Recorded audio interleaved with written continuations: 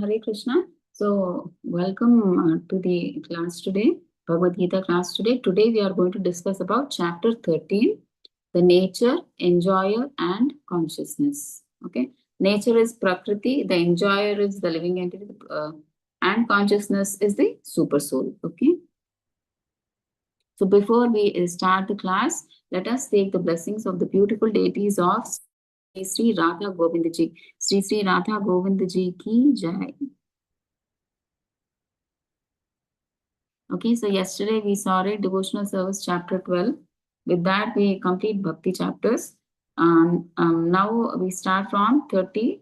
It is like it is said from gnana to bhakti. Okay, 13 to 18 chapters. So let's see. So 12.1 to 12.7, we saw bhakti or impersonalism.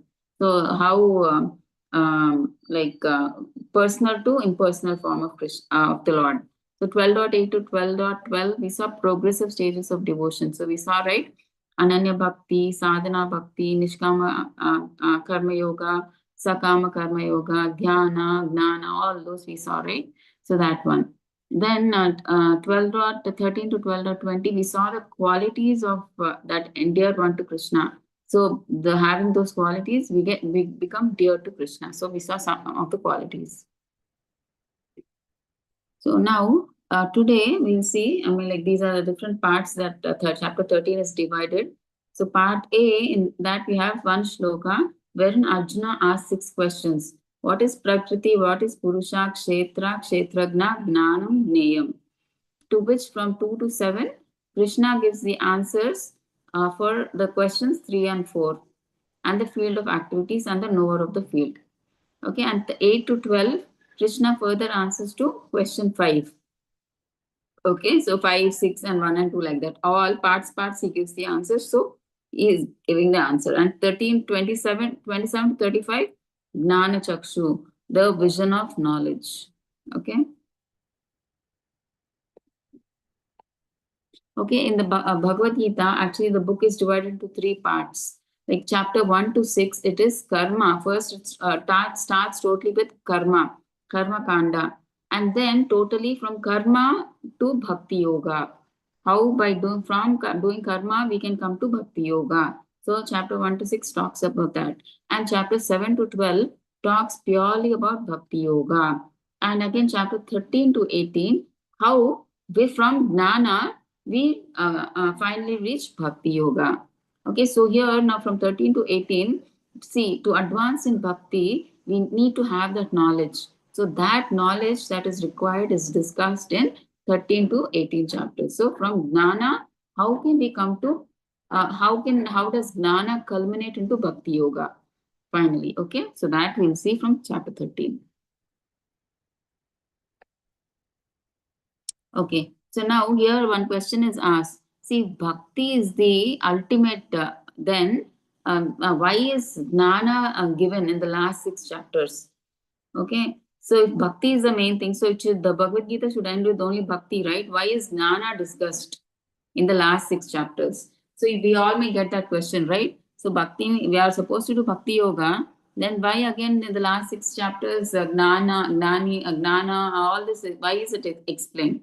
So for that, they're saying, in truth, the entire Bhagavad Gita is bhakti. See, actually everything is, all the 18 chapters are bhakti. So initially, if you see the first 6 chapters, discuss how to achieve bhakti through work.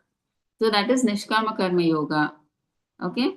First you do Sakama Karma, then you, through work, you come to that stage where you do Nishkama Karma Yoga. So from work, how can you come to bhakti? Okay. And the last 6 describe how to achieve through knowledge. Okay, through gnana. And the middle 6 chapters, it is directly bhakti itself. See, also in the 12th chapter, Krishna explained how he personally delivers his devotees from birth and death.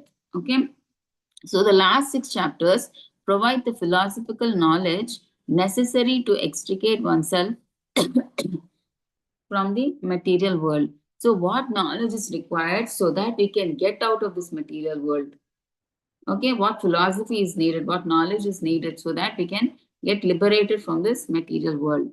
Okay. Gnana has its use in assisting our detachment from Maya and our attachment to Krishna. So Gnana really plays a vital role. See, if we are in ignorance, we don't know what we are doing, right? Because of being ignorant, we'll be attached to this material world only, thinking that this is everything. Like we are the body and we have to fulfill the demands of this body, make it comfortable. So we think in ignorance, we think that. But when we get the true knowledge, when we get that Gnana, then we understand, oh, we are not this body is temporary. Okay, it is bound to perish, but I am not this body, I am the soul. Okay, and my duty, you will know, your swarupa is to serve the Lord, not be in this material world and serve all mundane people. Okay, so you will get to that realization. So for that, Gnana plays a vital role.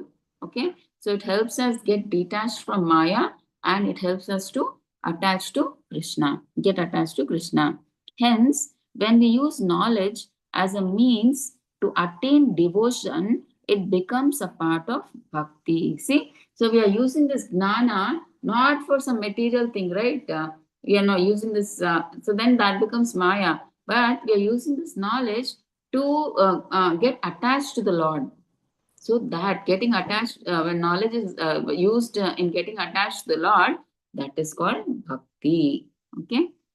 So now let's see the 13.1. So what are the first six questions that Arjuna asks? Arjuna uvacha prakritim purusham chaiva kshetram kshetragnam evacha etad viditum ichhami gnanam gneyam cha keshava. Okay, Sri, and second is Krishna gives the answer. Idam shariram kaunteya kshetram iti अभिधीयते एतद्यो वेत्ति तं प्राहुः क्षेत्रज्ञ इति तद्विदः. So let's see what 1 and 2 are. First, Arjuna said, like he asked these questions. Oh, my dear Krishna, I wish to know about Prakriti, that is nature, material nature, Purusha, the enjoyer, the and the field, and the knower of the field, and of knowledge, and the end of knowledge. Okay, so he's asking all these six questions. I want to know all these persons, I mean, like about these six things. So then Krishna starts answering one by one. So the Blessed Lord then said, this body, O son of Kunti, is called the field. So first he asked it, who is the field? So for that he's giving the answer, this body is the field. And the one who knows this body is called the knower of the field. And who knows this body? It is the soul, right? Soul knows about the body. Because when we have that consciousness, that is why the body is able to reciprocate, right? Otherwise, if the soul goes out of the body, our body is nothing but a dead body, right? So that is the main thing. And the one who knows this body is called the knower of the field. So body means it's the field of activity. Okay, Lord, he is the super knower. So actually, so knower of the field, there are two knowers of the field. One is the soul and the super soul. Okay, because we know in our body, in our heart, both soul and super soul are present. Okay. Okay, Lord, he is the super knower, and that is super soul. Paramatma, knower of all bodies. See, now we may know, like as soul, we may know the pains and pleasures of our body, only our body. So we cannot experience the pains and pleasures of some other one's body, right? They have to, everybody, they have to experience their own pains and pleasures. But the super soul who is there in the heart of every living entity, every jiva, he knows the pains and pleasures of everybody. So he is the super knower. Okay, because he's a super soul, he's present in everybody. So he knows everything about everybody, every living entity. Okay. So living entity is the individual knower. So he knows only about himself. Okay, so he's knower of his body, and he's the finite enjoyer. Okay, his enjoyment is limited. But the Supreme Lord being transcendental, he is Satchidananda. Okay, unlimited ananda. Okay, super soul, the controller of both the field of activities and the enjoyer. So the super soul, he controls the body, field of activities, and he is the finite enjoyer of both the soul and the body. He is the controller. Okay. So, what is the criterion for the conditioned soul to get a body? So, this is a big question. Why is this soul? The soul was actually in the spiritual world. So, why did it get a body, first of all? Okay, the reason is actually we all were once with Krishna. But some of the jivas like us, we didn't want to enjoy with Krishna, be enjoyed by Krishna. So we thought we want to be like Krishna. We want to be the master. We want to be the enjoyer. So we told Krishna, see Krishna, no, we want to enjoy by ourselves. So you, I mean, like we want to enjoy separately from you. We also want to become like master. So then Krishna tries to explain to him, no, you cannot, you can never be the master because your swarupa is to serve me. You are born, you are created to serve me. That is your swarupa. So you can never be the master. Okay, but still we like, no, no, no, no. I don't want to listen to all this. I want to be the enjoyer. You please give me permission. You do all the what is needed. So now Krishna he convinced them, but still they say, right? Okay, then Krishna says, okay, fine. See, you're not listening to me. You're not understanding. You have to experience it. So that's why he created a separate place where they all these people who rebelled against Krishna can come and enjoy themselves, think themselves as masters. So that is this material world. Okay, so that is why the soul had to take a body. So to come into this material world, it had to take one of the 84 lakh species are there, right? All out of that, one body he had to take to enjoy. Obviously the soul can't enjoy without the body, right? So it has to take some body to enjoy. It needs something. Okay, because the soul is very small, so small that it cannot be seen. It is like 1/10,000 the tip of the hair. It is so small. Okay, so it needs something so that it can enjoy. It needs a body, a vehicle. Okay, so, what is written here in the Prabhupada's purport? As the conditioned soul is entrapped in material existence, he has the propensity to lord over material nature. See, they come here to say that I am the lord of material nature. Here, I am the master.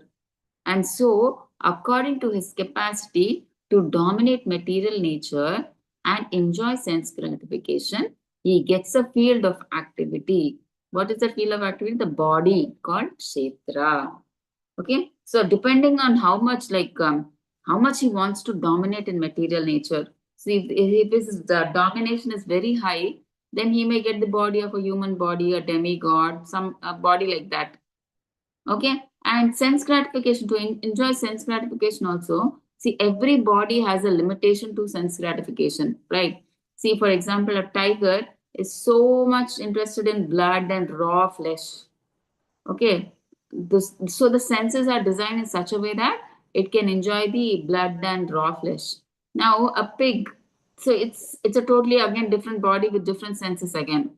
The pig, it eats soil. I mean, like all those things are. Filthy things and all it eats, right? Pig. So it is designed. Those the senses are designed like that. Okay, and if you see a polar bear, it hibernates for 6 months. So its senses are designed to sleep in such a way that 6 months it sleeps completely. Okay, so depending on that, like now, if you take a pigeon, so it can have sex anytime. It keeps continuously having sex. Okay, so different body, the capacity of sense gratification is different. So depending on our requirement, how much we want to dominate in material nature, how much we want to enjoy, and what we want to enjoy, we get a particular body. Okay, that is why we get a conditioned body. I mean, like we become conditioned here with that body, because when we come into this material world, we are governed by the three modes. Okay, so depending on that, we do our activities. Okay, we are forced to do the activities. Okay, so that is why Actually, the main reason why you take a body is like you rebelled from Krishna. So you came here. So when you come to this material world, the soul has to accept a body. How, depending on the how much you want to dominate in this material nature, how much you want to enjoy sense gratification. Depending on that, every living entity gets a certain type of body. Okay. So the living entity is the conditioned soul, different from the body. Okay, so now this body is different and soul is different. We should not think both are same. Okay, body is different. This it's like a dress. This body is like a vehicle or a dress for the soul. That's all. So we can just remove the body. And what happens when at the time of death, we are just removing this dress and throwing it away. And we'll take another dress. So what do we do in this material world also? If your old dress is torn or it gets ragged or becomes old, then what do? You remove it and you buy a new dress, right? You get a new dress. So like that, at the time of death, you remove this dress of human body and you take a fresh body of depending on your consciousness in your next janma. Okay, but this the living entity is the conditioned soul. So the kshetragna is the knower of the field is the soul. Okay, the spiritual soul. So how are the body, that is kshetra, and the knower of the body kshetragna different? So how are body and soul different? Okay, a single person undergoes many changes. See, a soul never undergoes any change. Okay, soul is eternal.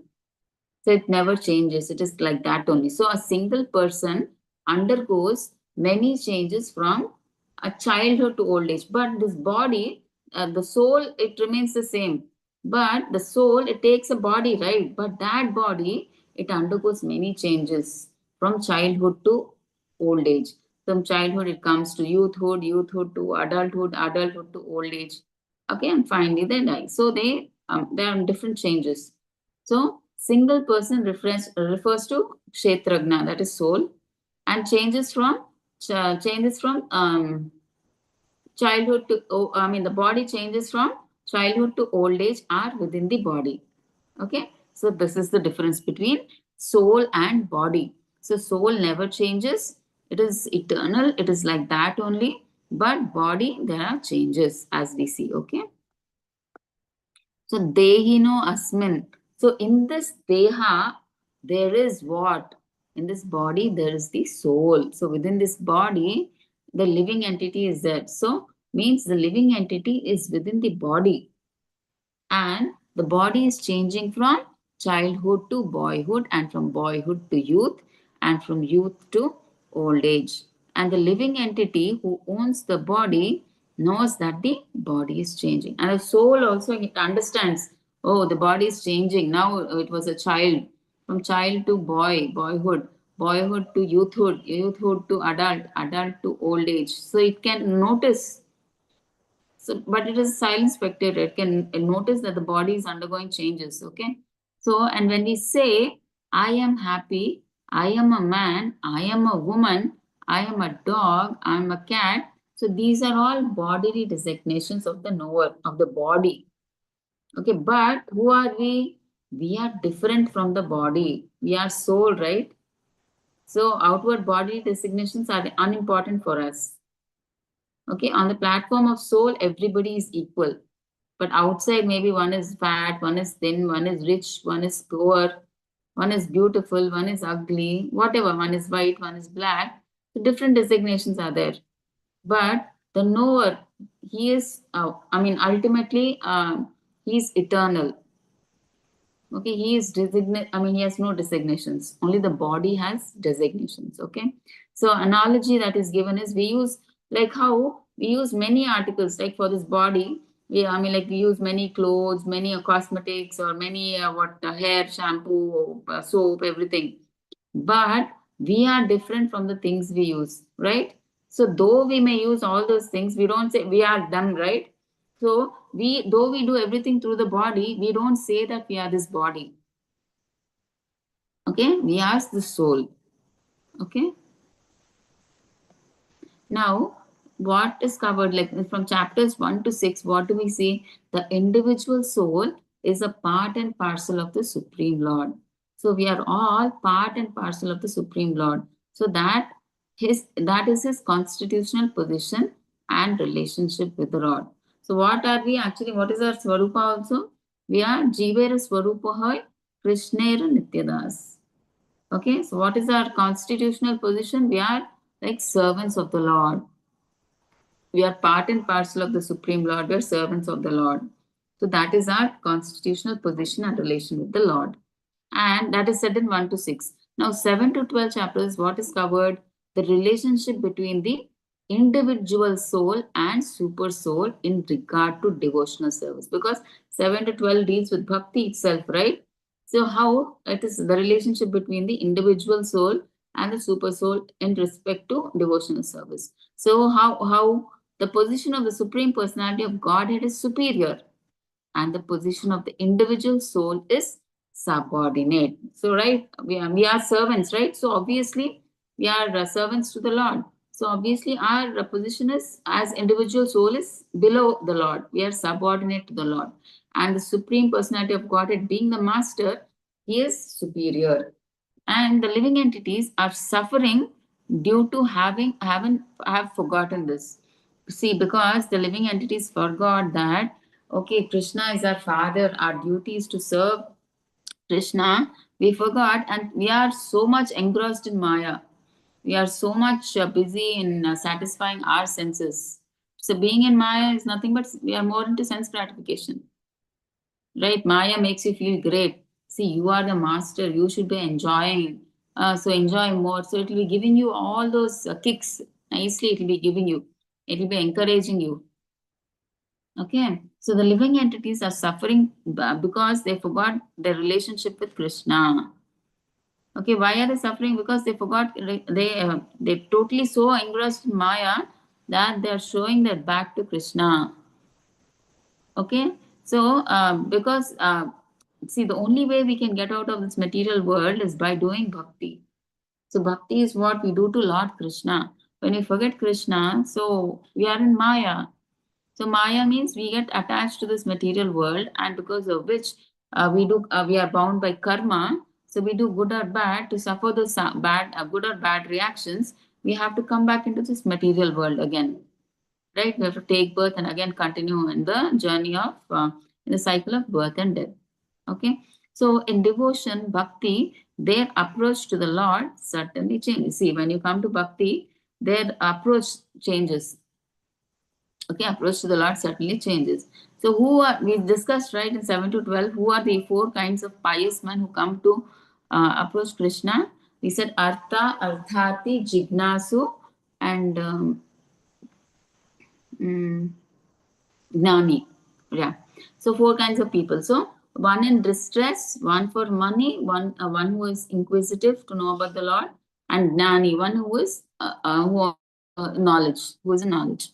So then we saw so four kinds of approach. Now in chapters 13 to 18, how the conditioned soul is delivered by the Supreme Lord through the different methods of fruitative activities, that is karma, through knowledge, gnana, and devotional service bhakti are explained. So now we'll see, okay, how the living entity is completely different from the material body. So how living entity means soul is different from the material body, but somehow related to the body. See, the soul cannot do anything without the body, right? It cannot do any activity. Though both are different, the soul needs the body to perform bhakti or do anything. It can't do anything by itself without the body.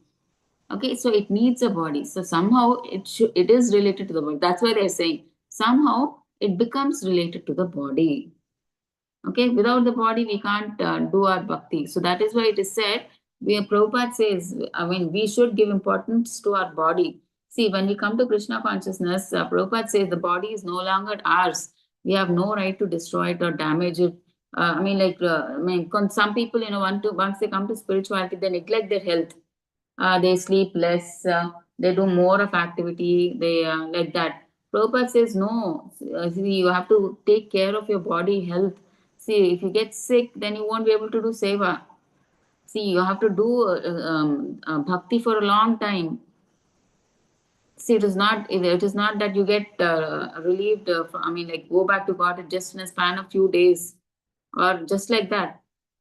Okay. So needs a lot of practice. For that, we need to maintain this body. That's very important. So we have to maintain, keep the body fit so that we can continue our bhakti. So that's why they say this body is no longer ours, it is Krishna's. So we have no right to harm it. So we have to protect it and we have to maintain it, keep it healthy so that we can do all our bhakti activities. Okay. So for the questions Arjuna asked, the answers are given by Krishna. So what is Prakriti? So what is Prakriti? The answers will be given later, 13, 20, 20 to 26. It is said that it is material nature. And who is Purusha? The enjoyer. Okay, living entity. And Kshetra is the body, Sharira. Kshetragna, the knower of the body. Who is the knower of the body? The soul and the super soul. Both are there. Gnanam, knowledge. What is knowledge? What do you have to know about? Understanding about Kshetra and Kshetragna. Kshetra means body. Kshetragna means soul and super soul. So, Gnanam means to know about the body, the soul, and super soul. And Gnayam is the goal. What is the goal of knowledge? Okay, Gnayam, what do we have to know? What is our goal of knowledge? That is to know Paramatma. Okay, so that is the goal of knowledge.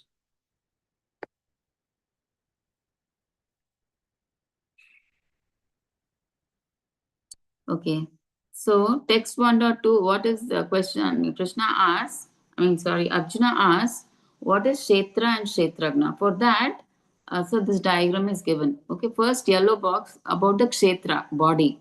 So we saw how, who gets the body as a field of activity? Conditioned soul, right? Because didn't want to be with Krishna, enjoyed by Krishna. We wanted to be the enjoyer. That's why Krishna created a separate material for us. So that's why we come into this world and we are known as conditioned souls. Okay, why does he get this field? Why does he get this body? Okay, because we told him, because he wanted to enjoy separate from Krishna. He wanted to lord it over material nature. See, soul is entrapped in material existence because of his attempts to lord it over. So he wants to be the master. So why did he get into this body? Because he wanted to be the master. Because there in the spiritual world, only Krishna can be the master. Nobody else can be the master. So that's why Krishna sent us, built a separate world where we can be, many people who want to be master can be there. Okay.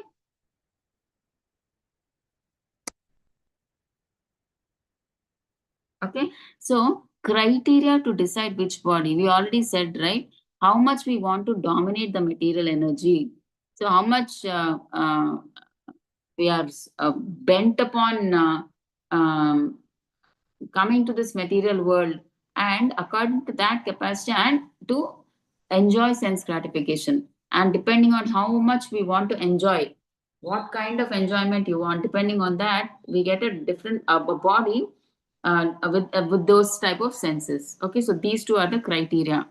Okay, how much we want to dominate in the material energy and dominate, and the next is to enjoy sense gratification. So to do these two, one gets a particular body to function accordingly. Okay, so this is about Kshetra, body. So please try to be familiar with these terms. Okay, otherwise it will be confusing. Okay, Kshetra means body. Now Kshetragna means knower of the body, knower of the field. So Kshetra also means field, body. Okay, Kshetragna means knower of the of the field or a knower of the body. Okay, so knower of, who is the knower of the body? The soul and the super soul. Okay, and how to understand the difference between the body and the soul. Knower of the body is soul. How to know the difference? So we said, right, soul, it remains permanent, it is eternal, there is no change in the soul, it is forever eternal, permanent, like that only. No change in it happens. But in the body, what happens? It undergoes changing phases, like from childhood to boyhood, boyhood to youthhood, youthhood to adulthood, and then old age, and then they die.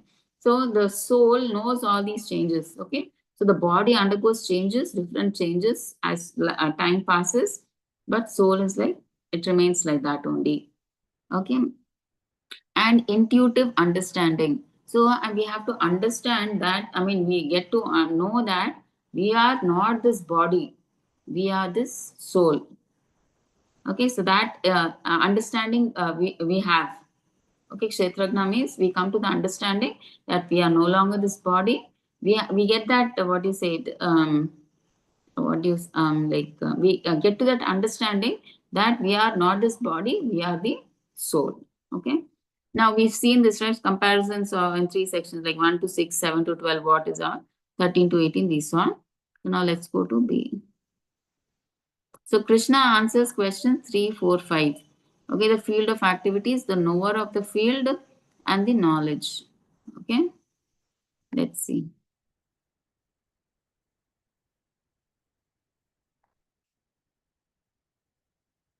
So the field of activities is the body. The knower of the field is soul and super soul, and the knowledge. Knowledge means we need to know about body, soul, super soul. Okay, so this we'll come to know. So 13.3. क्षेत्रज्ञं चापि मां विद्धि सर्वक्षेत्रेषु भारत क्षेत्रक्षेत्रज्ञयोर्ज्ञानं यत्तज्ज्ञानं मतं मम. O Sion of Bharata, you should understand that I am also the knower in all the bodies, and to understand this body and its owner is called knowledge. So that is my opinion. So now Krishna is saying, what is knowledge? Knowledge is knowing that, to know about the body, soul, and super soul. These 3 things. Okay, now let's see what Prabhupada says in the purport. In every field of activity, that is body, there are 2 souls. One is the individual soul and the super soul. Okay, the super soul is the plenary expansion of the Supreme Personality of Godhead. So we all know, right, that chart expansion chart, I've told you, right, how till the super soul from Krishna. So first I'll try to tell it once again. From Krishna, Sankar Balram comes, and from Balram, the first Chatur Vyuha comes. Okay, first Chaturvyuha is Aniruddha, Pradyumna, Sankarshana, Vasudeva, all these 4 come. So from Sankarshana, Narayana comes, right? From the 4 Chaturvyuha, there's Sankarshana, right? From that Sankarshana, Narayana comes. So Narayana is also known as Mahasankarshana. Okay, Narayana comes. From Narayana, again second Chaturvyuha comes. Okay, again these 4 people, again second set come. And from the second set of Sankarshana, Mahavishnu comes. So from Sankarshana expands into Mahavishnu or Karanodaka Sai Vishnu. Okay, and from Karanodaka Sai Vishnu expands as Garbhodaka Sai Vishnu. And Garbhodaka Sai Vishnu expands as Shirodaka Sai Vishnu or Super Soul. So this is the way they expand. So this is the long process. Okay. So that is why it is said that the super soul is the plenary expansion of the supreme. So is expansion. The super soul is the expansion of Supreme Personality of Godhead. The super soul is the controller of both the field of activities, body, and the finite enjoyer, that is soul. So super soul, he controls both the body and the soul. Both of them he controls. Okay. So Krishna says, I am also the knower. Not the individual knower of the body, but the super knower. Okay, so Paramatma, super soul in every individual body. Okay, so what are they trying to say? Let's read the next line also. The individual soul is the knower of his body. Okay, so of the 2 knowers, one is okay, fine, that is different. Okay, now let's see. See, the individual soul knows the like in and out of his body. Okay, so they know the pains and pleasures or what is happening in his body or outside his body. He knows, right? But he doesn't know the pains and pleasures of someone outside him, or because he cannot experience the pain and pleasure, right? So he knows only up to his body. It is limited to his body. But Paramatma or Super Soul, he is there in every living entity's hearts. So he knows the pains and pleasures and everything that is happening in every living entity's body. So he is the super knower. Okay, while the individual soul knows only about himself. Okay, of the two knowers, one is fallible. Obviously, the individual soul is fallible always because it is prone to fall down because it is conditioned, right? That's why it keeps on traveling in the cycle of birth and death. But the super soul, he is infallible. He is above the three modes. He is Shuddha Sattva, right? So he is infallible. He doesn't fall. Okay, the super soul doesn't fall and the individual soul falls down. Okay, so one is superior. So super soul is superior and the other is subordinate. And the soul is subordinate. Okay, so the Prabhupada gives an analogy how, see, if a person who has a large patch of land, big land, he knows about his land, but he doesn't know about the land, whether there is a land beside or somewhere there. He doesn't know about that land, who is owning that land, what is happening. He doesn't know. So he only knows about his land. But the king, since he's the king, he knows the whereabouts of everybody in the this thing. So he knows the details of this person's land, the other person's land, and every person's land. Whoever is owning land in his kingdom, he knows about everything. So like that, super soul, he knows the pains and pleasures of every living entity. But the soul knows only about itself. Okay, the pains of itself. Okay, so what is this? Okay, so now here,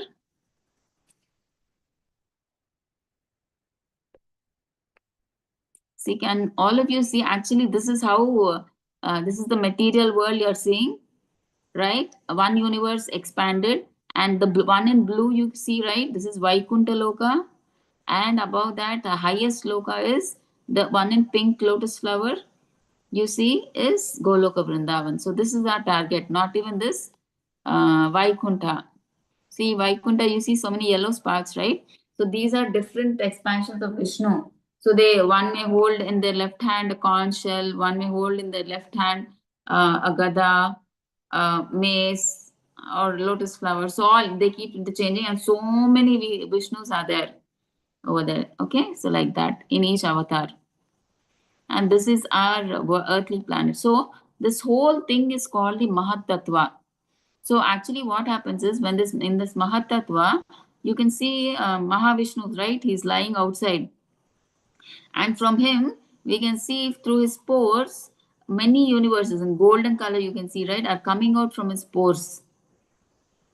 Right? You can see they're floating in the Karana ocean, causal ocean. Okay, they're floating. So now we can see it as golden balls, right? So the golden ball is shown in detail here. See, one golden ball is shown. So inside each universe, Garbhodak Sai Vishnu enters. So that is shown fully. See, now expanded, we can see. Now, Mahavishnu expands as Garbhodaka Sai Vishnu and he lies in the Garbhodaka ocean. So this is one universe. Okay, so in the Garbhodaka ocean, he lies, and you can see from his navel, the lotus stem, green is coming, and finally on the lotus flower, Brahma is sitting. So we can see all the planets, 14 planetary systems in the stem now. And the topmost is Brahmaloka, and the hellish planets also we can see they are emanating. So it means that Garbhodaka Sai Vishnu, he lies even below the hellish planets in the lower regions, right? We generally don't want to go to hellish planets, right? So, but actually, Garbhodak Sai Vishnu is lying in a place where even below the hellish planets, Atala, Sutala, Tala, Tala, Patala, Rasatala, Tala, Tala, all these are hellish planets, right? So, he is lying down even below them in the Garbhodak ocean, okay? So, and you see, right, there are different layers. In one of the classes we were discussing, right, the Bhaktilata beach has to pass through the layers of the atmosphere, right? So you can see the different layers, 8 layers, right? So it has to penetrate through these layers. Each layer is 10 times thicker than the other. See, for example, see, you can see the first layer is earth, water, then air, fire, ether, then intelligence, mind, intelligence, ego. So it has to cross all these layers of the universe, and then see it penetrates, and then it comes to Vaikunta. And Vaikunta is that light. And then in that light, all these Vaikunta planets will be there. So we cross all that, and we come to the highest planet, that is the Goloka Vrindavan. So Goloka Vrindavan is like this. It's in the form of a lotus flower. It is described as so many numbered lotus flower. You can see that the first whorl is 8 petaled. So they are the main 8 Ashtasakis. So we know the main 8, out of which the main are Lalita and Vishakha. Okay, there is Chitra Saki, many are there. Tunga Vidya, I forgot their names, so they're very famous actually. Okay, so the main primary 8 Chitra Saki, there are 8 main Sakis. Okay, so this is the depiction. Okay, so this whole thing is actually Mahatattva. So in the Mahatattva, the Mahavishnu comes, and then universes come out, they're floating, and into each universe, Garbhodak Sai Vishnu goes, and then Garbhodak Sai in each universe, again living entities come, right? So planets are there, means living entities are there.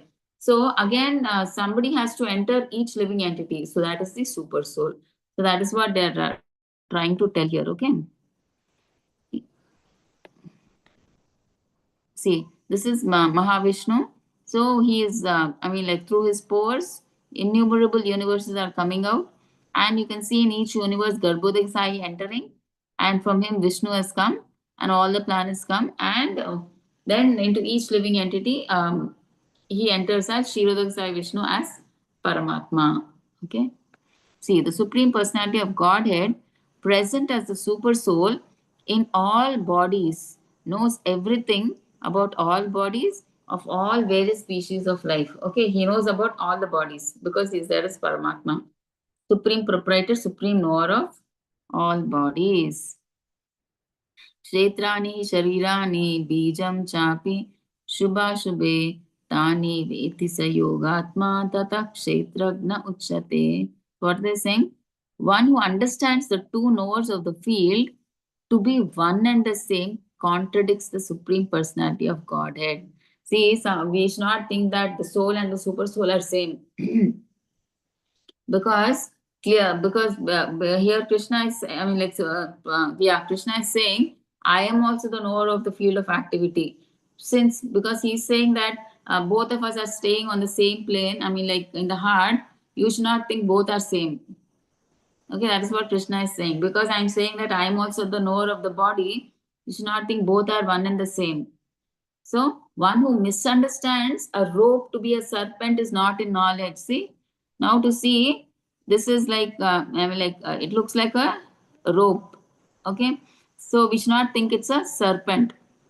Okay, it may look like that. So, like that. So, one who misunderstands a rope to be a servant is not in knowledge. Real knowledge is to know. So, what is the real knowledge? We should not think both are equal. So, what is real knowledge? We should know that the super soul is the controller of both the body and the soul. The body means field of activities, and the finite enjoyer is the soul. So, he is the controller of both the soul and the body. Okay, super soul and soul are same and distinct. Can anybody tell why they are same and at the same time again different? Achintya Bheda Ved Tattva. Does anybody know this?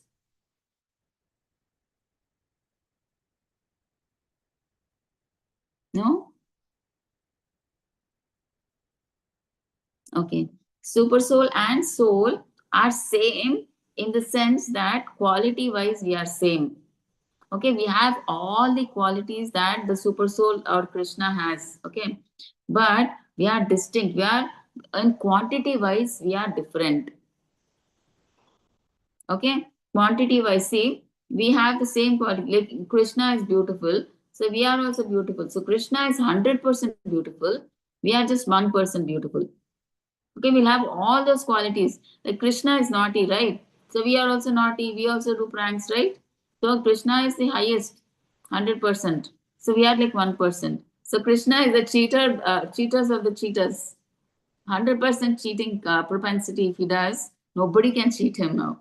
That's why that stealing propensity is there in us, because it is there in Krishna. But we have only minute quantity.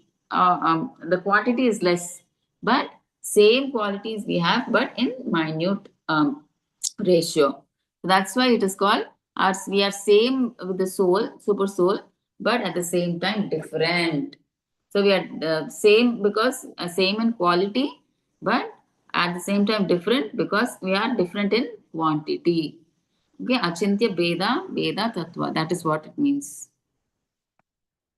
See, one who misunderstands a rope to be a serpent is not in knowledge.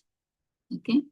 So now one has to understand the position of Prakriti, Purusha, the enjoyer of nature, that is living entity, and Ishvara. Ishvara is the super God, Krishna himself, the knower who dominates or controls nature. That is, he controls both the Prakriti and individual soul. That is, he controls the knower who dominates or controls nature, Prakriti. So he controls the Lord, he controls both Prakriti and the soul. So we saw this right in the previous classes, like the whole material world, the cosmic manifestation, it cannot run without him. So all the living entities, material nature is dependent on him. So nothing, even a blade of grass cannot move without his sanction. Okay. So this analogy is given. So one should not confuse the painter, the painting, and the easel. So who is the painter? Painter is the Lord himself. Okay, the painting is the Prakriti, material nature, the ground where the painting is done. Okay, and the easel is that when the painting is put, right, that background support will be there, right, where you put the painting and everything and you do. So easel is that living entity, the support. Okay, so that is the analogy that is given. Okay, so this material world, which is the field of activities, is the nature. Okay, so where everything happens, the soul interacts only in this material world, right? So that is the ground where all the field of activities happen in this material world. Okay, and the enjoyer of nature is the who is the Purusha who has come to enjoy in this material world. It is the living entity. Okay, the soul. And above them, who is above them, is the supreme controller, the personality of Godhead, who controls both the living entity and the Prakriti. Okay. So in the Shweta Swatara Upanishad, it is said that Bhokta Bhogyam Preretaram Chamatva Sarvam Proktam Trividam Brahmam Etat.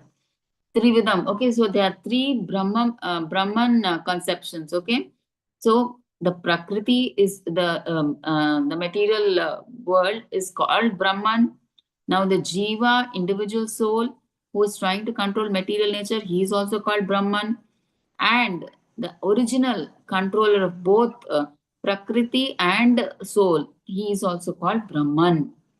So that is what they are saying. So Brahman means the super soul, Jiva, and Prakriti. So there are three Brahman conceptions. So these three can be called Brahman. So what is Brahman? Okay, highest universal principle, ultimate or absolute reality, central concept in the Upanishads. For Upanishads and ancient scriptures in Vedanta philosophy, Brahman is the ultimate, but not for devotees. For devotees, Krishna, the personal form, is ultimate. Okay, and what does Brahman mean? That light or the effulgence coming from the body of Krishna, that which never changes. Okay, knowledge and infinity. So Brahman is, since it's coming from the body of the Lord, it never changes. It is like that only. It is knowledge. So how do you get into Brahman? Through knowledge, right? These Gnanis, they meditate on the impersonal form of Brahman, and it is infinity. Okay, it is like throughout. That light is spread throughout. Okay, so that light only the sun absorbs, and that sunlight is reflected here in this material world. Okay, so that is what is Brahman. So we should understand actually there are three stages of God realization. Where the first stage is impersonal Brahman, and second is localized Paramatma, and third is the final stage is Bhagavan. So first is impersonal Brahman, where the Jnanis, they through the Vedas, Upanishads, they learn a lot of books. They understand, they read, and they know that the soul and this body is different. They for them knowledge is important. So through this knowledge, what they finally understand, soul and body is different, and the duty and the highest goal for them is they don't accept the personal form of the Lord. Okay, for them the highest level God can go to is impersonal Brahman, or it is just light, and they want to merge into that light and become one with God. How foolish they are! See, they are after all living entities, and they want to go into merge into light, and they want to become one with God. God is somewhere, and He is like Vibhu, and we are like Anu. Doesn't matter if we merge into Him, we become Him, right? It's like if a green parrot goes into a green tree, it does not become tree, right?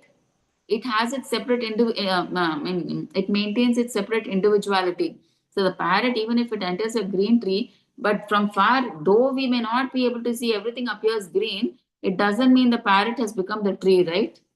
It has still, it though it goes into that green tree, we the parrot is different and the tree is different. Not because we are not able to see from far, we don't say that now the parrot has become the tree, right? So like that, we should not be foolish. So these impersonalists, they think that they have merged into God and they have become God now. So that is first impersonal Brahman. Next is localized Paramatma. We saw, right, how Dhyana yogis, they do the Ashtanga Siddhi, Ashtanga Yoga, and they meditate upon Paramatma in their heart. Okay, that is second stage. And third stage is they meditate, right? The next stage is they do physical seva to Krishna, the personal form, who is full in six opulences. He is Bhagavan. Okay, we worship, we don't meditate. One more step further, we do devotional service to the Lord. Okay, so the highest stage is always Bhagavan. Okay. So now let's see text 3. Okay, text 3. So Lord defines Kshetragna. Okay, Kshetragna and Gnanam. So what is Gnanam? See, answers to fourth question, Kshetragna. What does Kshetragna mean? It's written, there is also a second knower. The Kshetragna means the knower of the body. There are two knowers of the body. One is soul and super soul. And so they're saying there is a second knower of all fields. That is, who is the second knower beside the soul? It is the super soul. Okay, they'll talk about that. That is the answer to the fourth question. What is who's the other Kshetragna? That is super soul. And answer to the fifth question is, to understand body and its knowers, super soul and soul, is called knowledge. So knowledge means what? What is the knowledge that we have to know? So we have to know about the body, the soul, and the super soul. Okay, that is knowledge. That is answer to fifth question. So knowledge or jnana means to study the subject matter of the field of activity and the knower of the field. Who is the field of activity? It is body. And who is the knower of the field of the body? It is the soul and the super soul. It is given here. Kshetra, Kshetragna. So Kshetra means field of activity, that is body, and Kshetragna means two kinds of knowers. Who knows the body? Super soul and individual soul. So how Krishna is the knower? Because he is the super soul, right? He is this supreme knower. Okay, we saw that super soul is the plenary expansion of Krishna. Krishna says, I'm also the knower, but not the individual knower. Okay, he knows, he's present in everybody as the super knower. Okay, so he knows everybody's pains and pleasures and everything. So now, difference between the soul and the super soul. Okay, soul and super soul. So soul means what? Living entities are known as Jivatma. Super soul is God. Who is the maintainer is known as Paramatma. So soul is like very small, infinitesimally small. It is called Anu. It is the size of the soul is 1/10,000, the size of the tip of the hair. And super soul is infinite. You can't measure. He's Vibhu. Okay, individual knower. Soul is the individual knower. So it knows only the pains and pleasures of his own body. Now, super soul is cognizant. Super soul is present in everyone. So he knows the pains and pleasures of everybody. Okay, because he's present in everybody. And soul is the secondary proprietor for one body. So we know, right, in the body, the main proprietor, who is the main one, is the super soul. Secondary is soul. So he is the secondary proprietor in charge. I mean, like master, secondary master of the body. First master is super soul. Okay, here we see super soul is the supreme proprietor. He is the first proprietor, main proprietor. Okay, so what is the analogy? Citizen as the proprietor of one land. So we saw that example, right? A citizen, he may be the proprietor for his own one land. But king is the proprietor of all the lands. He is the owner of all the lands, right? And difference next. Soul is the secondary controller of senses. Okay, and obviously, Supreme Lord is the supreme controller of the senses. He is called Rishikesha, right? He is the one who controls the senses. So first he can control the senses, and then we are called the secondary controller of senses. Okay, so king is the original analogy is the king is the original controller of all the activities. He has the he can control all the activities. But the citizen, they are secondary controllers. They can maybe control what is within their limit, but the king can control anybody and everybody. Okay, maybe the citizen only, I mean, like what is there within his limit, he can control. Okay, like maybe he can control his family members, his children, his relatives, maybe someone at his job place who is working under him. But Supreme Personality of Godhead, he can control, Super Soul can control anybody and everybody, but he is not controlled, right? Like that. And soul is fallible. Why fallible? Because it is conditioned, right? It is governed by these three modes which tie us to this material world. So there is every chance that he will fall down into the material world. And Super Soul is infallible because he is in Shuddha Sattva. Though he is the creator of these three modes, Krishna is the creator of these three modes. He is above the three modes. He is in Shuddha Sattva. So he never falls down. Okay, and soul is a loving servitor to Krishna. I mean, he serves Krishna, right? He's a loving servitor. He's subordinate as a servant.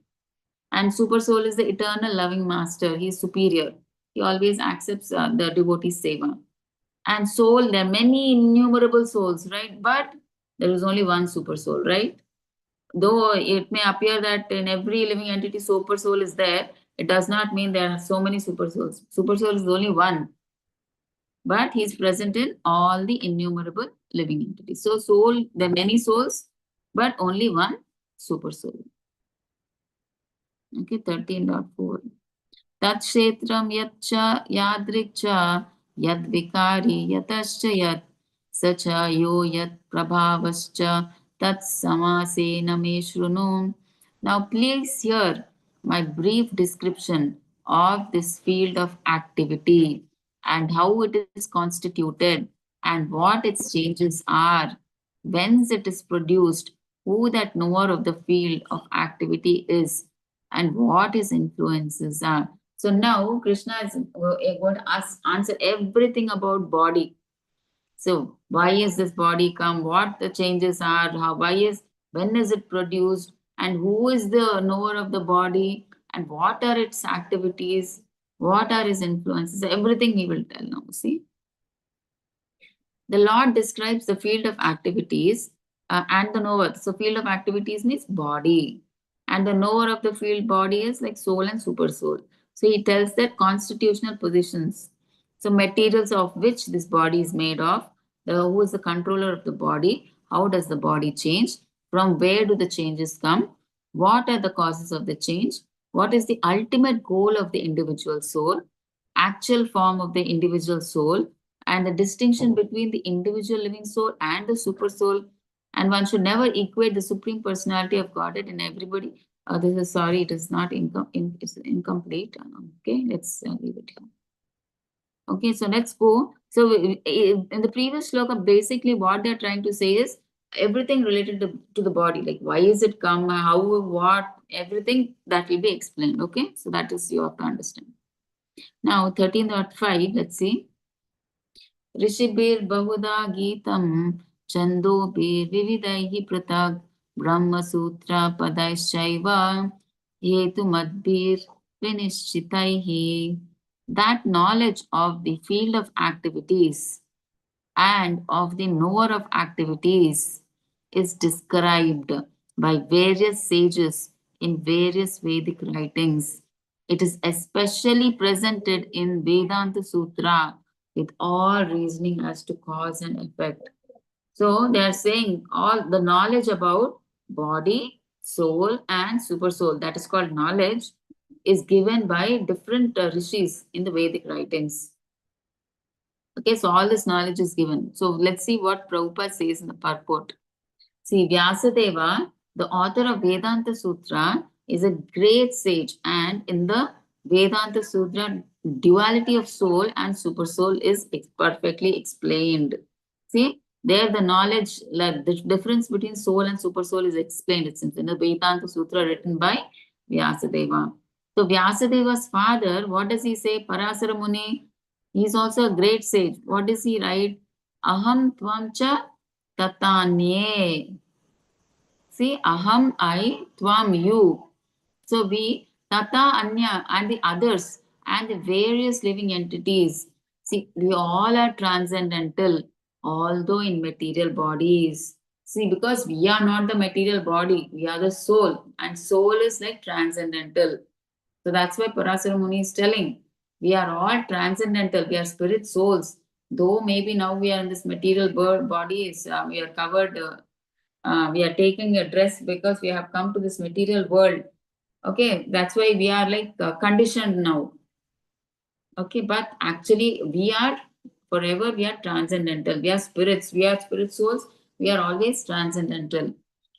And we are fallen into the ways of the three modes of material nature according to our different karma.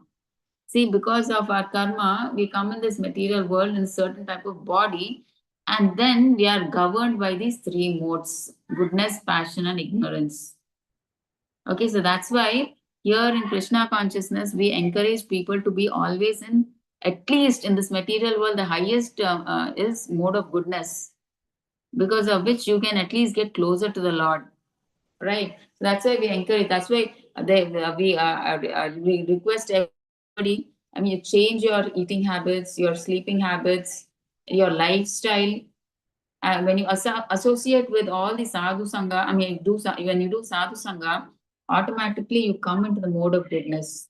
Your lifestyle is changed. You get up early in the morning, you sleep early, and you eat very less food. I mean, how much of it is needed? That is because you know the goal of life now. So you have to go back to Godhead in this Janma itself.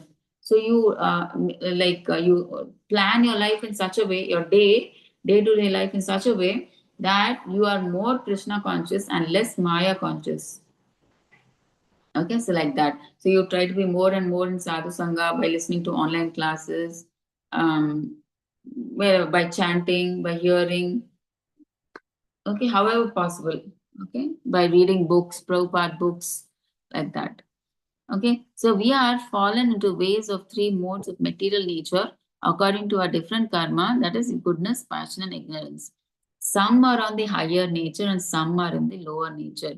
So it appears that some living entities are higher in nature and some are lower, depending on their association.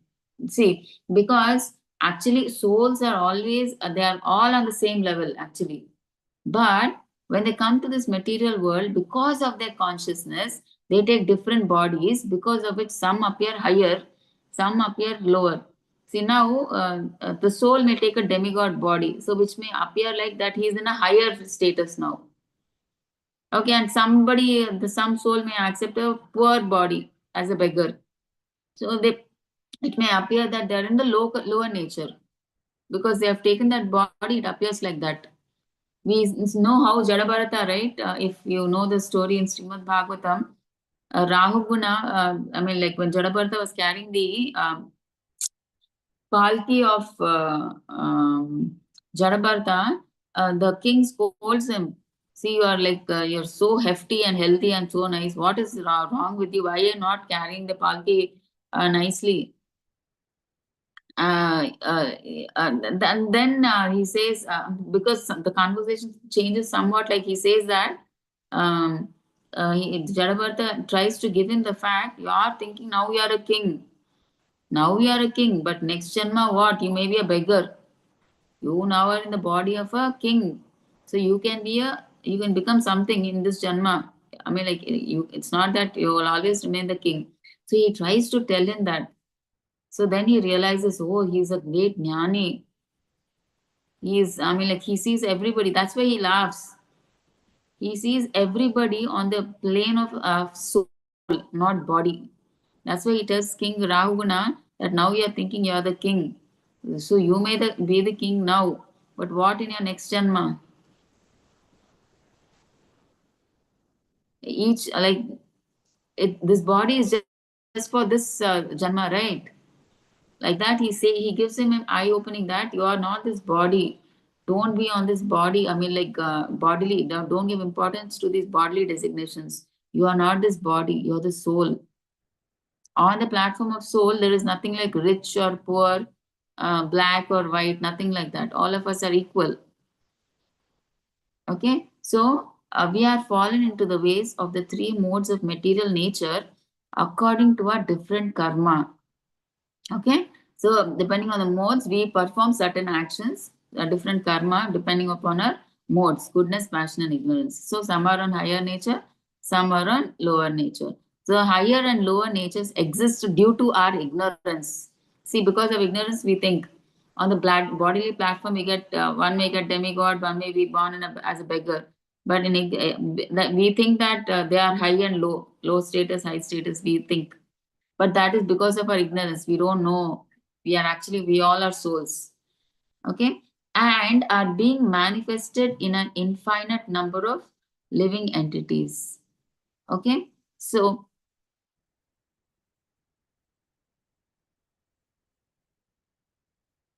okay. So we are infinite number of living entities. Okay. And we are being manifested in an infinite number of living entities. But so the souls are infinite in number. Okay. We are many in number, but the super soul is one. Okay. But the super soul, which is infallible, he doesn't fall down, is uncontaminated by three. See, the super soul is not touched by the three modes. He is in Shuddha Sattva. Okay. So a distinction between the soul, the super soul, and the body is also made in the original Vedas, especially in the Katha Upanishad. Of the many great sages who explain this, sage Parasara is considered principal among them. Okay, so according to the Taittiriya Upanishad 2.5, Brahma Pucham Pratishtha is a manifestation of the Supreme Lord's energy known as Annamaya. So these are the different stages of Brahman realization. Okay, in the Annamaya stage, we realize God in the form of food, Anna. Okay, Pranamaya means we realize God in the form of prana, that is life air, breathing. So we need the breathing, and initially we want food. Then next stage is like we come to air. We think we know get to know that, oh, air is even more important. With food, I mean, like, we can stay for 1 or 2 months, but with air, without air we can't stay, right? For few seconds. So realizing the pranamaya means with air. And gnanamaya. So beyond this, bodily, through the mind. Now gnana means through the mind. So we come beyond the body and the air, and then we come to the point where we start thinking, feeling, and willing, where we come to the stage of emotions and all, emotions, fears, and everything. Okay, so that is Gnanamaya stage. Next, Vijnanamaya is the intellect stage, intelligence stage. Vijnana, which distinguishes, I mean, it has the intelligence where it can distinguish between the soul and the super soul. Okay, so it knows the difference between the soul and the super soul and the body. It knows all this knowledge. Okay, so it can distinguish. And the next and the supreme last stage is Anandamaya. So this is the stage we all must aim for actually. So the realization of the all blissful nature, that Ananda, Satchidananda state. Okay, that blissful state we all should come to, Anandamaya stage. From that Annamaya stage, I mean, practically all of us are actually on that Annamaya stage. We always want to, I mean, like enjoy Anna only. We are also, we don't even come to the Pranamaya stage. I mean, at least I'm still in that Annamaya stage only. Okay, so Prabhupada says that we have to come to this Anandamaya stage at least. I mean, not at least. That is the final goal of a jiva. So these are the 5 stages of Brahman realization called Brahma Pucham. So out of these, the first 3, Annamaya, Pranamaya, Gnanamaya, involve the field of activities. It is pertaining to the body because it is Anna means for the body, air is for the body, we need air for the body. Gnanamaya means mind. So mind is also pertaining to the body. Right? So these 3 are pertaining to Annamaya, Pranamaya, Gnanamaya are related to the body. So only Anandamaya is transcendental. It is not pertaining to the body. Okay, it is to the soul and the super soul, on the platform of soul and super soul. So that's why it is transcendental. Vedanta Sutra describes the Supreme as Anandamayo Abhyasat. The Supreme Personality of Godhead is by nature full of joy. It is full of bliss, Satchidananda. To enjoy his transcendental bliss, he expands into Vijnanamaya, Pranamaya, Gnanamaya, and Annamaya. So, to enjoy all this Ananda, Rasa, he expands. Actually, see, he was initially only one person, right? So, he expands into so many so that he can enjoy. Okay, so that's why I mean, like, we all are created. We all were created to give bliss, to serve the Lord, to give bliss. Okay. So that's why he expands into all these Vijnanamaya, Pranamaya, Gnanamaya, and Annamaya. Okay. So in the field of activities, the living entity is considered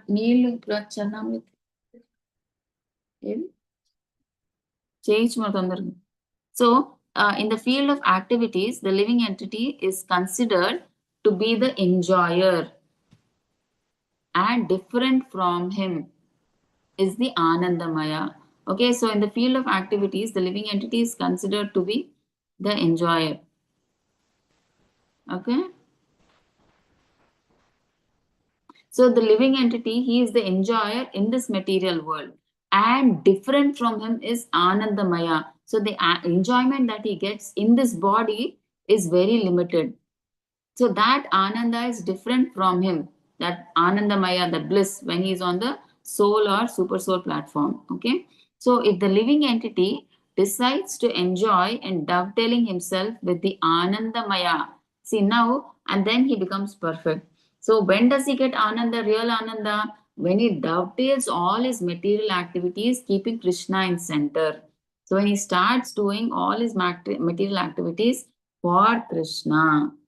See, when you enjoy, do your own sense gratification, that sense gratification is limited, that ananda is temporary. But when you start dovetailing all your spiritual activities to Krishna, then you get permanent happiness. That is real happiness. Okay, so then he becomes perfect. Okay.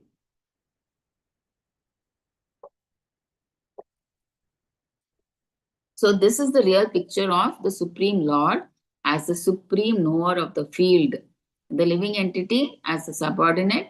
So his living entity is subordinate to the soul, super soul, and the nature of the field of activities.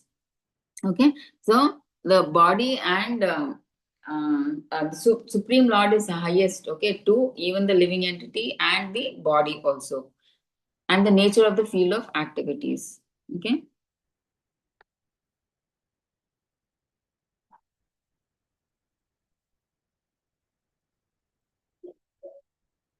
So manifestations, all these we've read now. What is Annamaya, Pranamaya, Gnanamaya? See, Pranamaya, Annamaya is food for existence. Pranamaya is for living symptoms, air. Gnanamaya is like thinking, feeling, willing. Beyond the bodily realization, you come to the mind realization. And then Vijnanamaya in which the living entity's mind and life symptoms are distinguished. So they distinguish between soul and super soul and body. They come to that in understanding.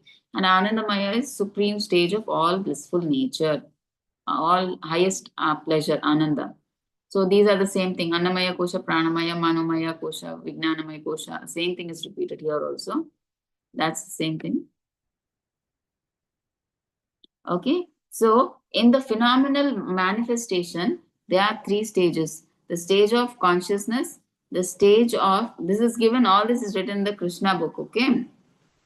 The three stages of phenomenal manifestation, the stage of consciousness, the stage of semi-consciousness in dreaming, and the stage of unconsciousness. But your lordship is transcendental to all these different material stages of existence. Okay, obviously, Krishna is above all the material platform, right? So you exist, therefore, in the fourth dimension. What is that? And your appearance and disappearance do not depend on anything. See, he does not appear like us because of karma, right? He can appear whenever, wherever, however he wants to anybody, right? Not like because of karma, we are forced to take birth in to a certain kind of parents at a certain time for a certain duration, like that. Nothing like that for the Supreme Lord, right? He is like he can appear, disappear. It does not depend on anything. So it depends only on himself, right? So you are the supreme cause of everything, but of you there is no cause. See, he is the cause of everything, but nobody is his cause. He is the first primal. He is the Adi Purusha, right? So nobody is his cause. So, but you are the cause of everything. So you yourself cause your own appearance and disappearance. So that's what they're saying. You yourself come into this material world, appear, and then you disappear by your own will. Despite your transcendental position, my lord, in order to show your six opulences and advertise your transcendental qualities, you have appeared in your different incarnations. Okay, like fish, tortoise, boar, Nrsimha, Keshava, and others, by your personal manifestation, and you have appeared as different living entities. See, now Lord, he has come because he wanted to enjoy, right? So that's why he created us, appeared as different living entities by your separate manifestation. So we are all separated energies of the Lord.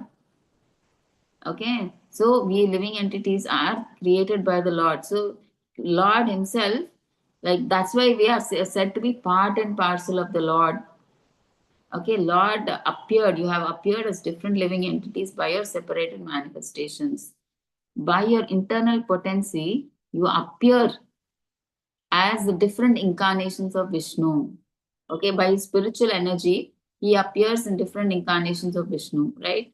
And by your external potency, that is the material world, you appear as the phenomenal world, as the material. Through the external energy, he comes in the form of material world, and through his internal energy, he comes as different incarnations of Vishnu. So this is written in the Krishna book. Okay, so next, 6. Mahabhutani ahankaro buddhir avyaktam eva cha indriyani dashayikam cha pancachendriya gocharam ischadveshah sukham dukkham sangata chetana dviti etat kshetram samasena sabkaram udahratam. So they now they are saying what this body consists of. Okay. The 5 great elements. What are the 5 great elements? That will be told here in the next thing here, earth, water, and everything.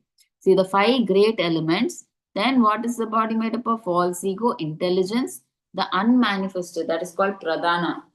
Then the 10 senses, the mind, the 5 sense objects. 5 sense objects that we know, right? Tongue, hearing, sight, everything. Okay. Desire, hatred, happiness, distress, the aggregate, the life symptoms, and the convictions. So all these are considered in summary to be the field of activities and its interactions. So these are the field of activities, what the body does and how the body interacts. So when the body interacts, how these are different expressions, right? We may desire, we may hate somebody, we feel happy, distress, So all these symptoms. So let's see what in detail. Okay, see. Authoritative statements of the great sages, Vedic hymns, and the Vedanta Sutra elaborate the components of this world. Okay, so first there was earth, water, fire, air, ether. So these are the five great elements. Mahabhuta, Pancha Mahabhuta, we say, right? Five. Then there are false ego, intelligence, and unmanifested stage. That is Pradhana. So before that, three modes of nature came into existence, they were in the unmanifest stage. These three modes of nature, they were not seen. So that unmanifest stage is called the Pradhana stage. Okay. So then there are five senses for acquiring knowledge. Knowledge acquiring senses, we say, right? So those are the eyes, ears, nose, tongue, and skin. And then we have five working senses: the voice, legs, hands, anus, and genitals. Then above the senses, there is the mind. Okay, so within which can be called the sense within. Okay, so including the mind, there are totally 11 senses together. Okay, so five working senses, five knowledge senses, and one mind. So totally it is 11. And then there are the five objects of the senses. What are they? Smell, taste, form, touch, and sound. Five.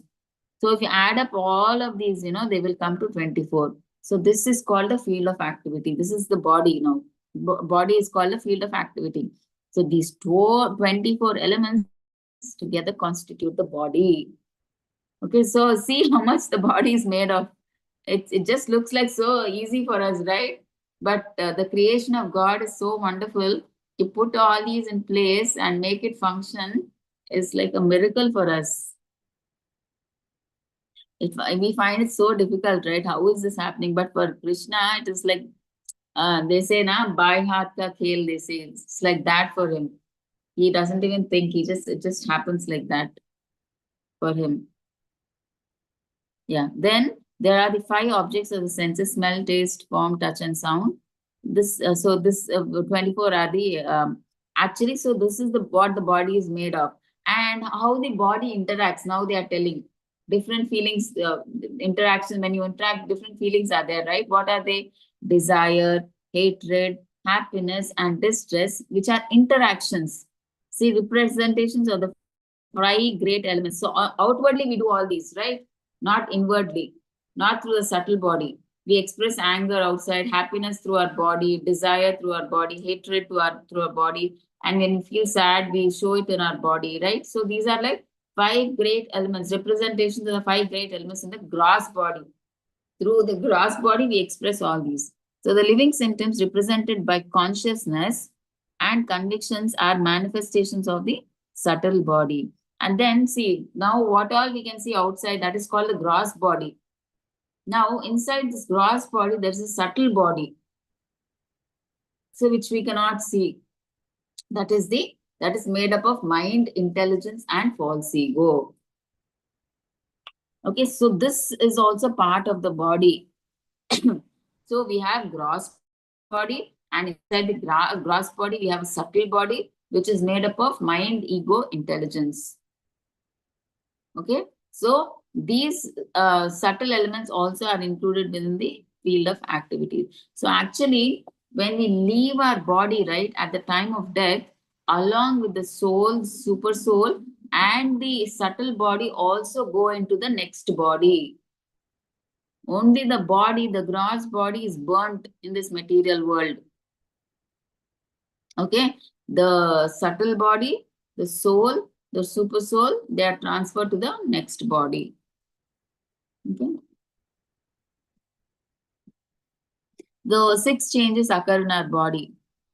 So this is common for everybody. First, we are born, then we grow, we stay for some time, we produce byproducts like children, then we become old, and at last we die. Okay, so therefore, the field is a non-permanent material thing. So this body is non-permanent, right? It's a material thing. It is made up of all these 5 Panchabhutas. So it is a non-permanent material thing, this body.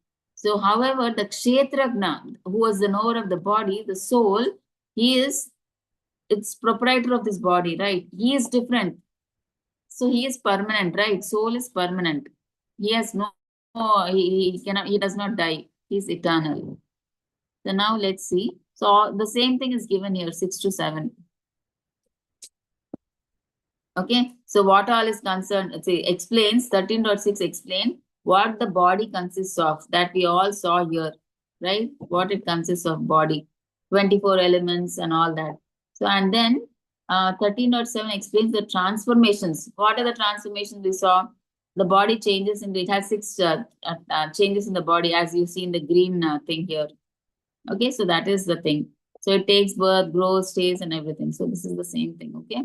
So now let's go to the next one. Krishna further answers to question 5, the process of knowledge and liberation. So these are some of the, see,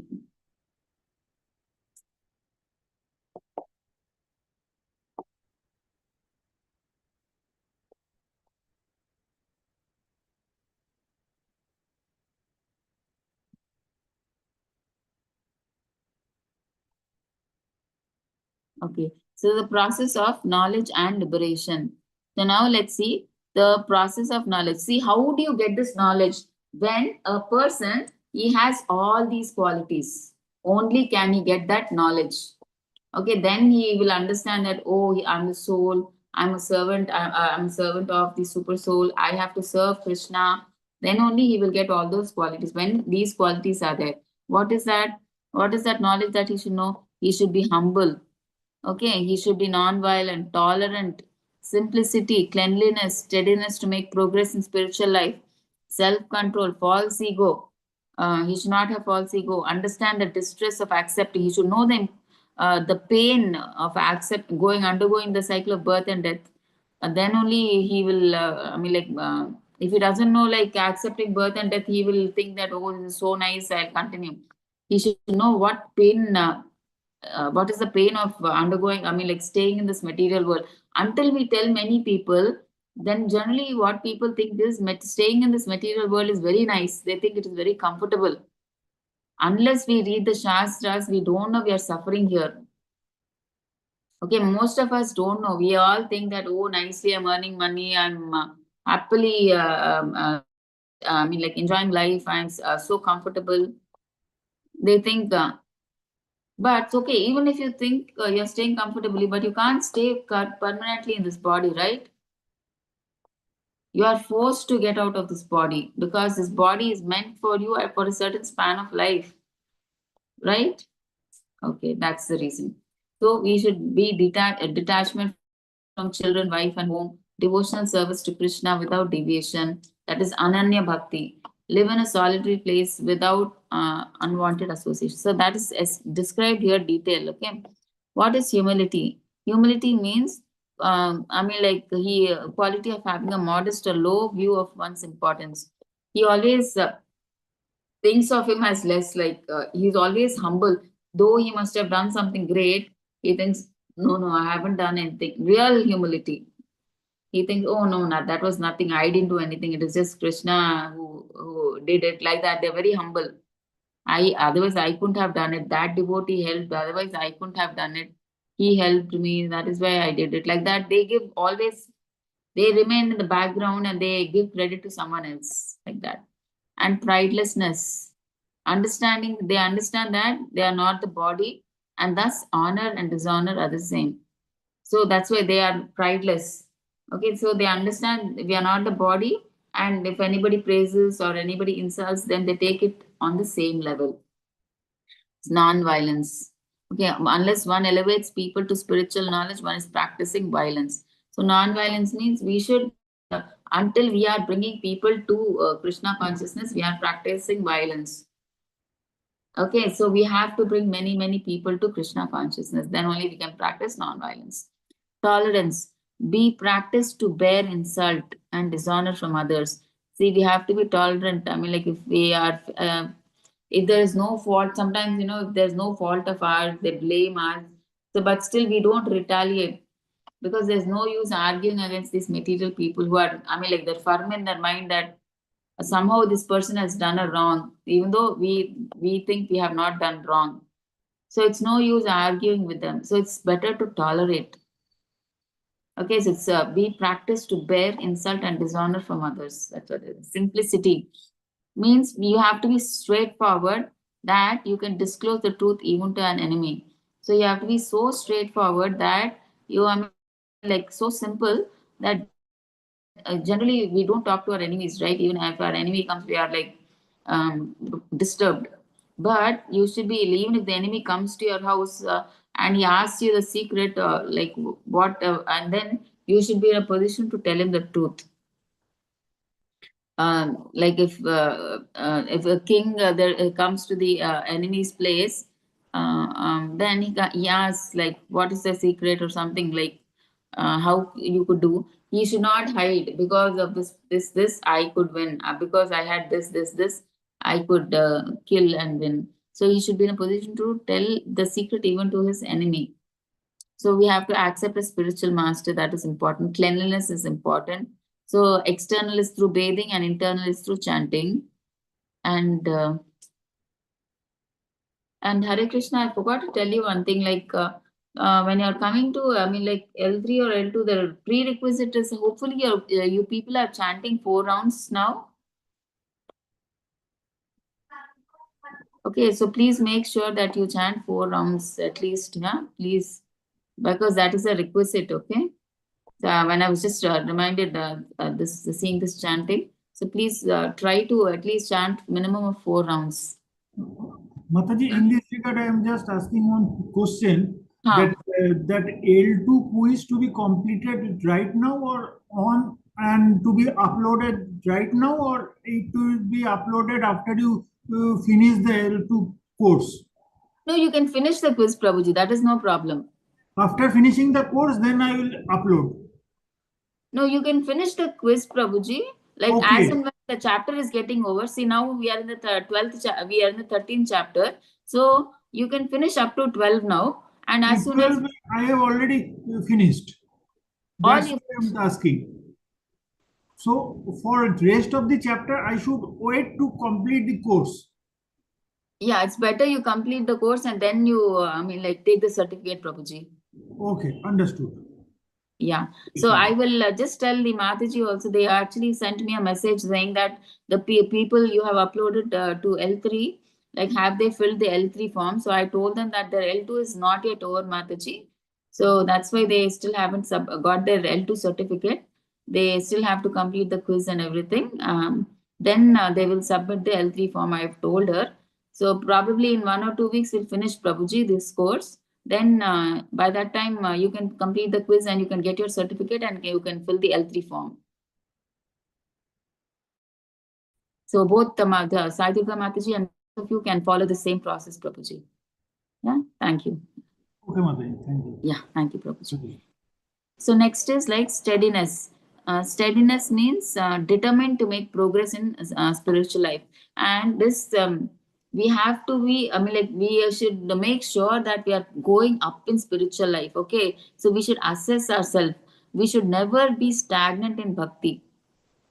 Okay, stagnant means you are thinking that now at this moment you may think that, oh, I'm doing all my rounds, I'm chanting, I'm reading, and I'm listening. So that is stagnant. So if you are doing this for years and years, same thing without any progress, then you're stagnant and there are chances that you will fall down. So you should always measure. They say that Prabhupada says that Ekadasi to Ekadasi, you should measure whether you're progressing or not. You will know that changes yourself whether you're progressing or not by Krishna's mercy, Guru Maharaj's mercy, and Chaitanya Mahaprabhu's mercy. You will progress, you will know the difference. Whether you're stagnant or whether you're improving or whether you're falling, you'll automatically know. Nobody has to judge you. Okay, so you will know. So the thing is, you have to be steady in your bhakti. So you have to be make progress, keep on going up, up, up, up, because bhakti is like endless. The progress is how much ever progress you make, it is like endless. You are still achieving progress. There's so much progress. So that's why please make sure that you're not stagnant in your bhakti, doing the same thing. Whether, I mean, like see that you're progressing or improving in your bhakti. Okay, self control. So reject self-control means you should be controlled, where you should reject anything unfavorable to your spiritual advancement, and you should control the senses. So what is you should not do? There'll be some rules and regulations that you should not do. So for that you should be under self-control. So renunciation of sense objects. Okay, so unnecessarily we should not, we should keep our senses under control. It's like we should only have prasadam. We should not like go to the restaurants because, oh, there is this new restaurant, it is giving some new biryani or something, whatever, some new bhaji or whatever it's giving, some new samosa is coming or something like that. We should not, we should renounce all that. Only we should be like prepared to have prasadam. So, not to cater to unnecessary demands, gratified only to keep the body fit for soul. Fit for devotional service. So we should just keep body and soul together, eat for keeping the body and soul together to do bhakti. So absence of false ego. So what is false ego? We think that we are this body or this mind. But what's true ego? We should act that we are Krishna's servant. That is true ego. The perceptions of evil. Janma, Mrityu, Jara, Vyadi, Dukkha, Doshanu, Darsanam. So we should regularly hear from the proper source. Then we become disgusted with material life. Otherwise, this material people, they think this material life, if they don't read the Shastras or through, they don't hear from the proper source or Guru, they will think that, this material life is so nice. We'll do ash and aram nicely. We'll enjoy. This is the only one life that we have. Whatever be it, we'll just enjoy. That's what they think. But when you come in touch with the proper person who is in parampara, then you know, oh my God, we are in such a distressful place, this material life. We are in such a, we don't know, we come to know how dangerous it is when we take birth, how troublesome it is when the journey of birth, the journey of death is so horrible. And in between is disease, disease and old age. How horrible is that? See, when you take birth in the mother's womb, it is horrible, full of pain. And when you're dying, it is equal to 40,000 scorpions stinging you at one time. And in between that life, old age and disease. Horrible. What is this life? Is this some life? Is there any comfort in this life? But all of us, because they don't come through and understand about the real facts of material life, they think, hey, I'm enjoying my life, I'm so comfortable, I've saved so much bank balance, I have so much property, I'm just living, enjoying my life, I'm going on international tours, I'm going here, there. They tell all this. But that's why they should, till that time, they don't know. They think they are in a very nice place, very nice position. So when we hear from a proper source, then we become disgusted. Oh my God, we are in such a place. We have to get out of this place. Okay. So in this material world, it's if somebody comes and tells you, see, there is a place in the next country where you'll stay young forever, disease free. If you just come into that country, will you run or not? Definitely all of us will run, right? So here Krishna is telling such places there. That is my loka, where there is no birth and death, no disease, no rebirth, nothing. Where only Ananda is there, nothing else is there. Come, that's what he's telling. But we don't believe, we don't have faith that such a place exists. So that is why we don't take our bhakti life seriously. What we see is only this material life, this material comfort, and we think that, okay, who knows what is there in that spiritual thing? Let us now first sit, be here comfortably. Because we don't have that faith, that's why we don't progress in our bhakti. What we see is the reality we think. What we hear is we think it is just a myth because we can't see it. Right? So that is not the case, okay? Whatever our shastras or acharyas, they have written in these books, see, they have sacrificed their life for all of us. So, what is the need for them, right? What will they get by telling us all this? Will they get anything? Then why are they telling that if you practice devotional service, you go back to Godhead and you'll stay happily forever? See, there is some reason, right? So we should have firm faith, then only we can get that seriousness in bhakti. Otherwise, we can't get that seriousness. Okay.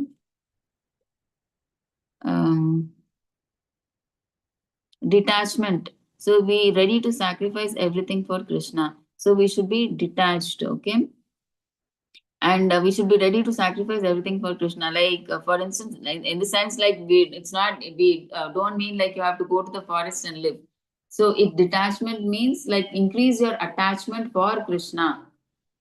Okay, leaving other things like going to the movies, watching politics, and yeah, going to parties. It's like you're polluting your mind with all these movies, sports. What do you get by listening to politics, right?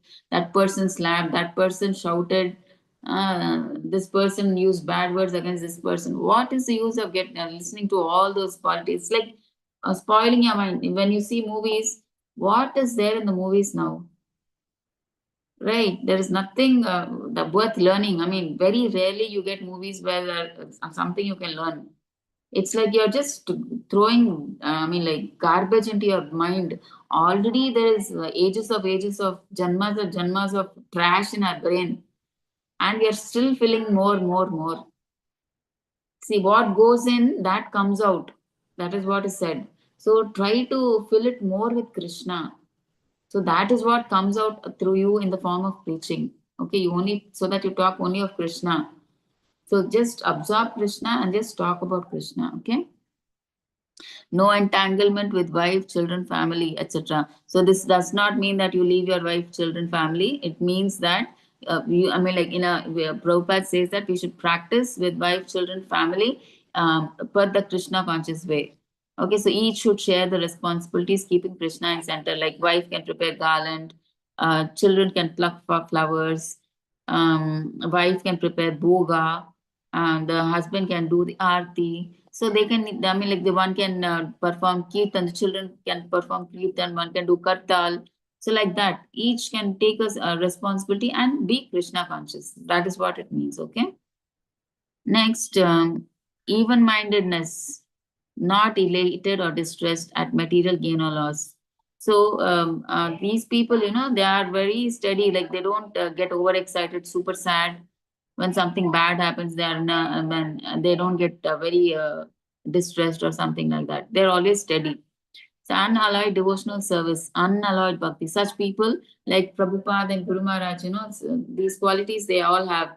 So they are like always engaging themselves in the nine process of bhakti. Nine, we know that, right? Shravanam, Kirtanam, Vishnu, Smaranam, Padasevanam, Archanam, Vandanam, Dasyam, Sakyam, Atmanivedanam. So these are nine stages of bhakti, out of which, if we can perfectly do one thing also, we will go back to Godhead. If you do chanting perfectly, you will go back to Godhead. If you do puja, you will go back to Godhead. If you hear Srimad Bhagavatam, Bhagavad Gita thoroughly, like how Parikshit Maharaj heard, you will go back. Or if you do preaching like Sukadev Goswami, then also you will go back to Godhead.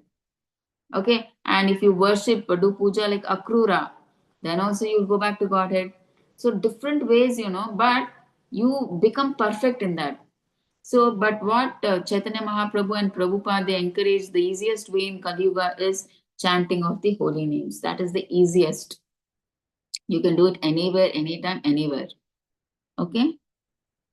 So I think I'll stop here for now because it's already 8 o'clock. I don't want to take more than that. I'll just finish this slide and I'll stop off. I don't want to take more time because you will have your personal family and everything, right? So just give me just 2-3 minutes. I'll just close off. Aspiring to live in a solitary place. See, now solitary place means we don't ask you to go in the forest and stay. That is not what Prabhupada means. Means that you don't mix with materialistic people.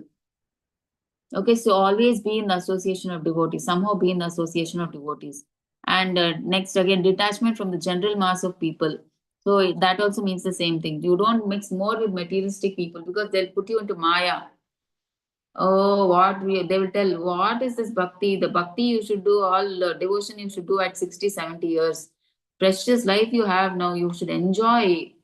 You should go here, you should go there, you should eat, you should go to movies, you should do all this now. See, in old age anyway, you can't eat properly, you can't walk, you can't do all these. So now only you should do. They will destroy your bhakti, giving all these things, telling all these things. So that's why we should be more in the association of devotees who will guide you properly, who will tell you the purpose of life, what is the goal of life. Okay. So accepting the importance of self-realization. See, then you know that your soul and different from this body, you don't give, I mean, like you give importance to the body, not that you don't give importance, because through the body only the soul can perform bhakti, right? So it is important. So we do whatever minimum is required. That's why Prabhupada says simple living and high thinking. Okay, minimum what is required to maintain this body and soul, we need. Okay, so and we give up unnecessary sporting. So we don't watch all these sports, cinema going, non-devotional, social activities. So we avoid wasting time in all these parties and everything. Okay, next philosophical research. So we reject useless research. So we don't research. Oh, is what does the said in the Srimad Bhagavatam, is this true, or in the Bhagavad Gita what is said, is it true? We don't speculate, we don't do research, we don't waste time on all these things. We believe it has come from parampara, and we know that it is true. There are no additions or reductions, and we don't waste time. Yeah, it could be like this. Is it like this? Is it like no? We accept it as it is because it has come from that Guru Parampara as it is. Okay. So the process of knowledge. Okay, 13.8 to 12, what they're saying is cultivation of these qualities. So what qualities we have seen, right, is the real method of acquiring knowledge. So that is what is needed for us. Okay. If we are like that, then we are perfectly Krishna conscious. We are a perfect candidate for going back to Godhead. Okay, so these pure qualities are there in pure devotees. Okay, so anything speculated beyond these items of knowledge is ignorance. So if you go beyond this, that like that, yeah, then you're in ignorance. So all if you know all the above things, then you're in knowledge. Okay, that is what they are saying. So now I'll just stop here. Some 13 we'll start tomorrow. Actually, I thought I'll complete till 19 today, but no problem. No problem. Anyway, we'll complete tomorrow. So from 13.13 we'll take tomorrow. Please let me know if you have any doubts. Meanwhile,